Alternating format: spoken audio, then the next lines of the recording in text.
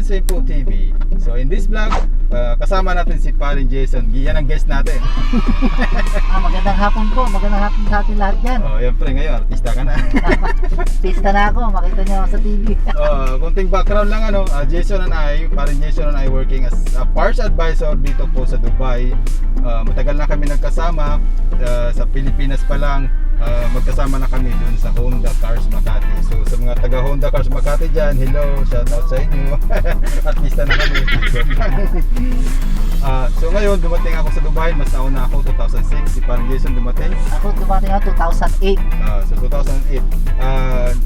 Kunting background lang, yun nga, dati kami magkasama sa Pinas. Dumating kami dito sa Dubai 2006, sa kanya 2008. So saka yung employer pala namin ay isa sa mga mayaman dito sa Dubai. So stable yung kumpanya namin hanggang ngayon, sinuwerte pa rin kami. So yung employer namin ay may isang exclusive rights na mag-distribute, mag-represent ng European cars at saka American cars maker kagaya ng Ford, Lincoln, Maserati, Ferrari, Jaguar, Land Rover at saka Ford truck across the UAE. So pero in this video we're not talking about cars kasi we're driving back home pero nasa parking kami. Pag-uusapan natin ang UAE driving license kasi accepted na siya sa 15 na countries na you're allowed to drive. So maganda yung pagka-pag-visit ka sa ibang bansa. Ngayon pag-uusapan natin in this vlog kung magkano yung ginastos namin, kung how many class we took, and how many driving road tests we failed. So yan ang importante na dapat nyo malaman kung kukuha kayo ng UAE driving license. At of course para na rin malaman nyo kung ano yung mga napagdaanan namin kasi magkaiba yung school driving namin. At saka si Parin Jason may license sa Pinas, samantalang ako wala. So important thing na dapat nyo malaman, ang pagkukuha ng UAE driving license nagdidepende yan sa visa, di ba? So kung halimbawa ang amo mo nasa Abu Dhabi, of course ang visa mo Abu Dhabi, so kukuha ka ng UAE driving license sa Abu Dhabi. Pati yung plate number ng kotse mo Abu Dhabi plate number. So kami, ang amo namin taga Dubai. So dito kami nag-aral, dito kami pumasok ng driving school sa Dubai. At the same time, yung plate number ng kotse namin is issued by Dubai government. So yun lang, napaka-importanting bagay na dapat yung malaman. At saka hindi kagaya sa Pinas na yung ano ba license mo sa Pinas? Number 1, 2, 3. Number 1, 1, 2, 3. So dito sa UAE magkaiba, no? Kagaya sa amin, ang driving license namin is automatic light vehicle. So ibig sabihin nun, allowed kayong mag-drive ng automatic lang. Hindi kami allowed mag-drive ng manual. Separate kasi yun ang license. Yan ang pagkakaiba. So halimbawa ang license mo naman, kung ang balak mo kukuha yung license is manual light vehicle, yung manual allowed mag-drive ng automatic light vehicle. So yung kagandahan kapag manual ka. Pero sa amin, ang license namin ay automatic lang kami, hanggang automatic. Madalian lang. Kasi sa sobrang gastos. Ngayon, ito, kinuha ko yung mga important information para meron kayong mga idea. So umpisahan natin. Kailan kumuha ng ng driving license? 2000. Ako kumuha ko 2013. 2013. So ako naman 2012. So yung kapanahon na namin, parang matandaan na, yung license is, yung validity is 10 years. 10 years yun. Pero ngayon may latest na lumabas, yung mga bagong kumuha ng license, na-issuehan ng license is 2 years na lang 2 years. So, tapos pag i-renew na, doon na papasok yung 5 years. No? Correct.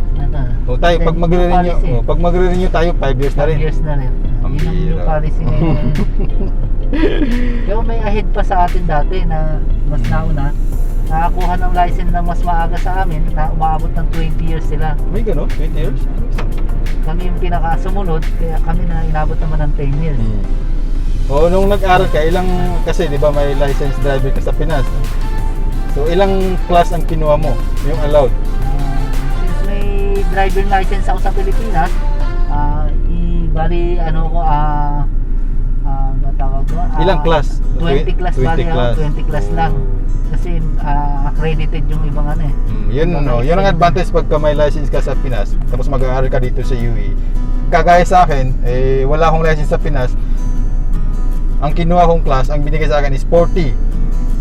40. Yung per class, ibig sabihin, 1 class, 1 hour. So 40 class ang binigay sa akin, 40 hours. Si parang Jason, 20 class, 20 hours. Yes. So, pero nung time na yun, magkaiba yung driving school namin sa'yo. Ako sa driving school ng Al-Ali. Al-Ali, ano yun? Sa Jibil Ali? Dito sa Al-Qus. Sa akin naman, Galadari, dito sa Al-Qusis. Nung time na yun, may promo, ang kinuha ko, 50 dirhams per class. So 40 class times 50, pumapatak na 2,000 dirhams. 2,000 dirhams times 13 into peso, so pumapatak na 26,000. Ganun kamahal. Namumulubi kami ngayon. Ganun kamahal ang license dito. Class pa lang yun, yung class pa lang, 40 times 50 dirham. So pumapatak na 200 dirhams. 200 dirhams times 13 sa peso, pumapatak na 26,000. Upon opening ng file mo, maglalabas ka pa ng pera na siguro nasa more than 1,000 dirhams. Sa akin lang, umabot ako ng 5,000 dirhams yung gastos ko, umabot pagkukuha ng license. Siyempre, magkano inabot? Bali sa akin, almost sinabot ng 3,000. 3,000. 3,200, 3,000. So, ipalagay na natin 3,500. So, umaabot din sa parang Jason ng 45,000. Ganyan pala. Nakailang test ka? Road test? Final test? Ito na, naka first take lang ako. Wow! Galing lang. Natsambahan lang. Natsambahan? Kumbaga focus lang kasi ako dati sa kung ano yung nasa book na tinutunan na. Kumbaga hindi ko in-apply yung kung ano yung alam ko dati sa kung ano yung natutunan ko sa Pilipinas kasi iba yung tama. policy kasi dito ng pagdadrive huwag niyong dadalhin yung ugali niyo kasi magkaiba yung dito sa Pilipinas. Kasi minsan sa Pilipinas pag nagmamaniho kayo, bara-bara, pero dito hindi. Mahigpit dito masyado. Oo. Hindi basta-basta pwede. Dito hindi ka pwede magmamagaling kasi ang mga pulis yung magaling.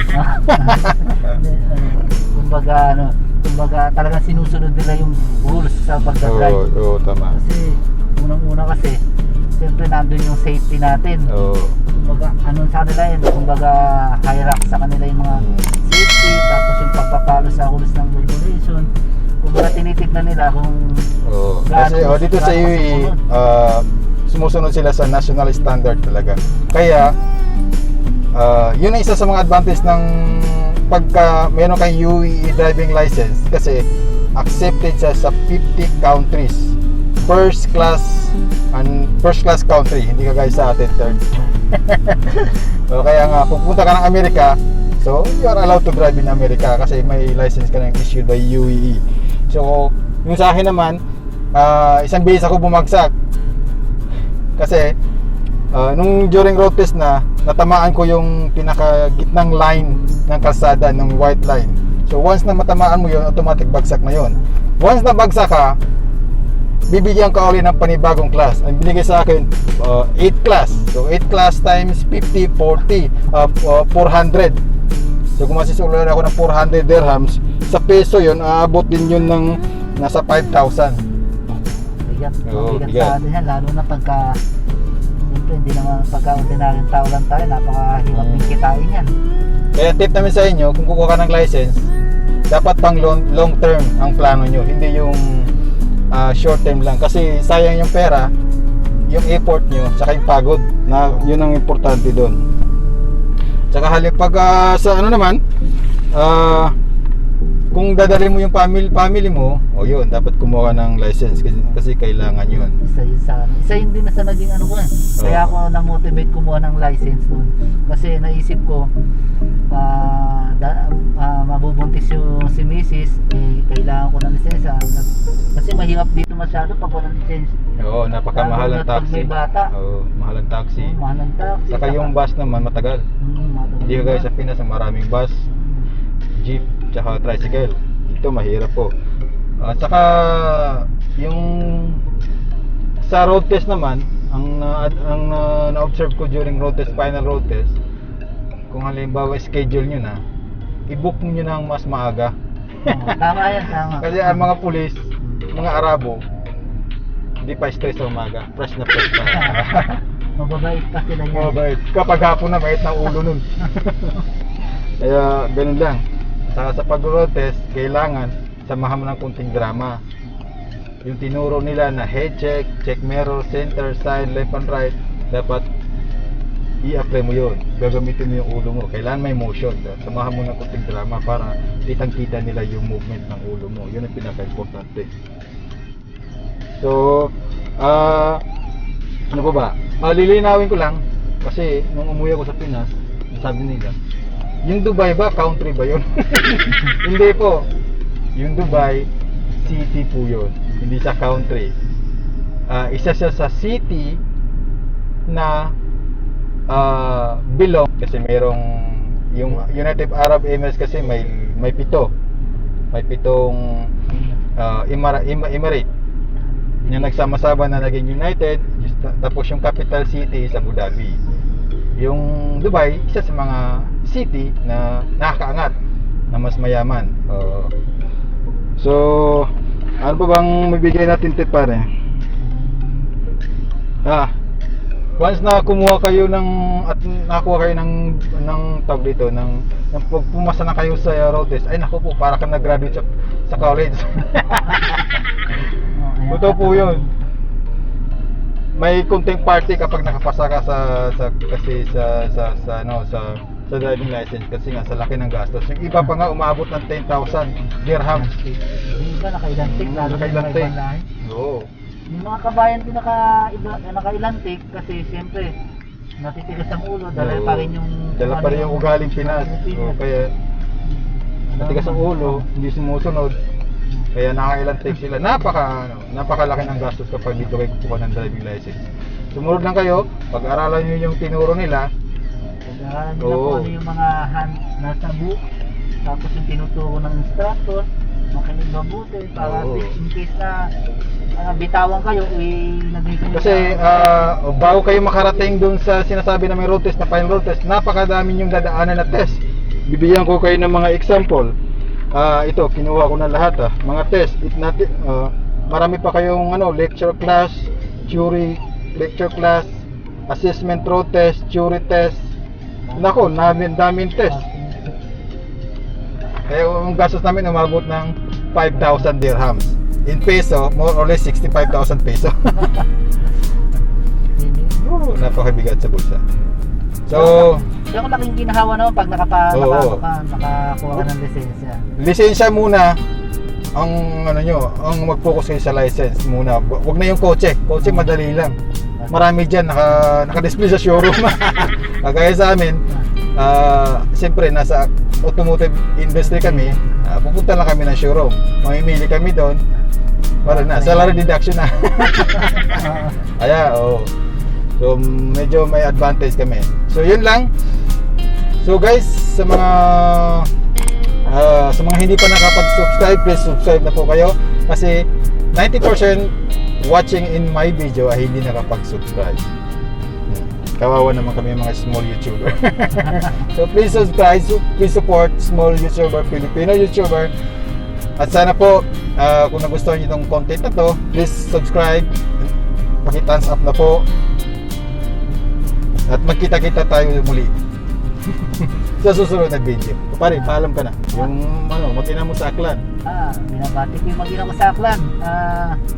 Lagi din kayo mag-iingat, lalo na sa pandemic nito. Sana matapos na rin at maging normal uli ang takbo ng ating mga buhay. Oo nga eh. Ganun din sa akin, yung mag-ina ko nasa Davao. Hi guys! Miss you, love you! See you soon! Bye! Bye! Oh, tara na! Biyahe uli kami. Uwi na kami. Half day kami ngayon eh. Kaso 1:30 eh. Ang galing ng half day dito, 1:30 eh. Tara na.